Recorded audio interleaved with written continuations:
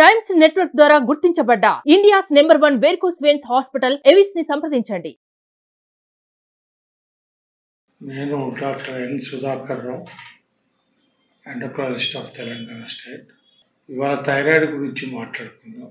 Thyroid గ్రంథి మనం నెక్లో ఈ భాగంలో ఉంటుంది. థైరాయిడ్ గ్రంథి చాలా ముఖ్యమైన గ్రంథి. అది లేని వాళ్ళు హైపోథైరాయిడ్ క్రెటిన్గా పుడుతుంటారు. పుట్టుకతోనే థైరాయిడ్ ఉంటుంది వాళ్ళ.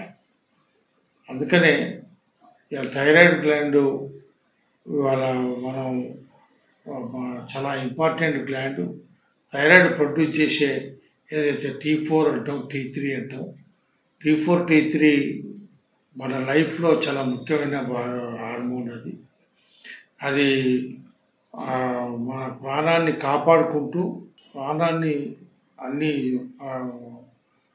తీర్లా పనిచేయటానికి పనికొస్తుంది. అందుకనే మనం T4 ఏదైతే ఉందో అది థైరాయిడ్ నుంచి వస్తుంది. T4 to T3 బయట మారడం జరుగుతుంది.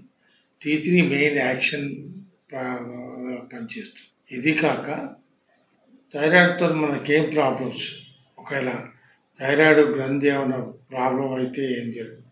థైరాయిడ్ గ్రంథి ఇవాళ పనిచేయకుండా ఉంటే హైపోథైరాయిడిజం ఉంటాం. థైరాయిడ్ గ్రంథి నుంచి T4 T3 తక్కువ వస్తే అది హైపోథైరాయిడిజం ఉంటాం. TSH అనేది పిట్యూటరీ నుంచి వస్తుంది. TSH ఎంత పెరిగితే అంత హైపోథైరాయిడ్ ఎక్కువ ఉన్నట్టు లెక్క. అందుకనే T4 T3 నార్మల్ ఉండి TSH పెరిగినా హైపోథైరాయిడ్ ఉన్నట్టు. T4 T3 నార్మల్ ఉండి TSH పెరిగితే హైపోథైరాయిడ్. T4 T3 లో అయ్యి TSH పెరిగిన హైపోథైరాయిడిజం. ఇది కాక T3 T4 పెరగడం, TSH లో అవ్వడం, అది హైపర్ థైరాయిడిజం అంటాం. అంటే థైరాయిడ్ ఎక్సెస్గా పనిచేస్తున్నట్టు లెక్క. ఇవాళ థైరాయిడ్ గ్రంథిలో హైపోథైరాయిడిజం ఉన్నప్పుడు ఒక చాలా ముఖ్యమైన గుర్తుపట్టవచ్చు.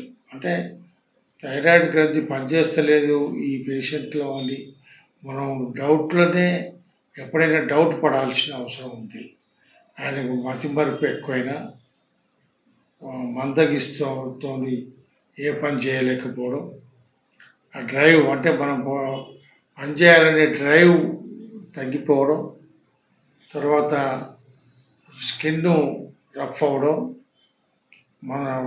మలబద్ధకం రావడం, ఇది కాక ఇవాళ ఇన్ఫెక్షన్లు కూడా ఎక్కువ రావడం, అదొకటే కాకుండా హార్ట్ బీట్ కూడా తగ్గడం, ఇది కూడా జరుగుతుంటుంది. ఈ హైపోథైరాయిడిజంతో ముఖ్యంగా మనం డయాగ్నోసిస్ కొరకు T3 T4 TSH చేయాల్సిన అవసరం ఉంది. యాంటీథైరాయిడ్ యాంటీబాడీ అని కూడా చేస్తాం. ఈ యాంటీథైరాయిడ్ యాంటీబాడీ పెరగడం ఎప్పుడు పెరుగుతుందంటే, ఇది TPO అంటాం మనం. TPO ఎప్పుడు పెరుగుతుందంటే, ఇవాళ అలర్జీ ఆటోఇమ్యూన్ డిసీజ్ అంటాం. హైపర్థైరాయిడిజం, హైపోథైరాయిడిజం, హషిమోటోస్ డిసీజ్ అంటాం. ఈ హషిమోటోస్తో మనం TPO పెరగడం, T3 T4 లో అవ్వడం, TSH హై అవ్వడం జరుగుతుంది. దీనికి హైపోథైరాయిడిజం డయాగ్నోస్ చేయాల్సిన అవసరం ఉంది. హైపోథైరాయిడిజం ట్రీట్మెంట్ చాలా ఈజీ. హైపోథైరాయిడ్ రాగానే డిప్రెషన్ కూడా ఉంటుంది. డిప్రెషన్ ఉండగానే నాకేదో పెద్ద బీమారి ఉంది, ఏదో అంటే క్యాన్సర్ అంత బీమారి కాదు ఇది. షుగర్ బీమారి కన్నా మంచి బీమారి ఇది. ఈ థైరాయిడ్తో రోజు ఒక ట్యాబ్లెట్ వేసుకోవడం తప్ప ఏమి డిఫరెన్స్ ఉండదు. రోజు ఒక ట్యాబ్లెట్ డాక్టర్ని అడిగి ఎంత అవసరం అవుతాజు అనేది వాడాల్సిన అవసరం ఉంది. అందుకనే థైరాయిడ్ను చాలా మనం బయట 2-3 కంపెనీస్ తయారు చేస్తున్నాయి. థైరాయిడ్ దొరకడం జరుగుతుంది. T4 ట్యాబ్లెట్ రావడంతో దాన్ని మనం మొదలుపెట్టడం ఎట్లా మొదలు పెడతామంటే, మొదలు 25 మైక్రోగ్రామ్స్ అంటే 25 మైక్రోగ్రామ్స్ లేదా 12.5 మైక్రోగ్రామ్స్ ట్యాబ్లెట్తో స్టార్ట్ చేసి ఎవ్రీ వీక్ పెంచుకుంటూ పోయి ఇవాళ 1 మంత్ తర్వాత మళ్ళీ థైరాయిడ్ టెస్ట్ చేయాలి. చేస్తే అప్పటికి T3, T4, TSH నార్మల్ ఉంటే అదే డోస్ కంటిన్యూ చేయాలి. ఏ డోసు మీద అయితే నార్మల్ అవుతుందో ఆ డోసు మీదే కంటిన్యూ చేయాలి. మనకు 200 మైక్రోగ్రామ్ కాడ సెట్ అవ్వడం జరుగుతుంది.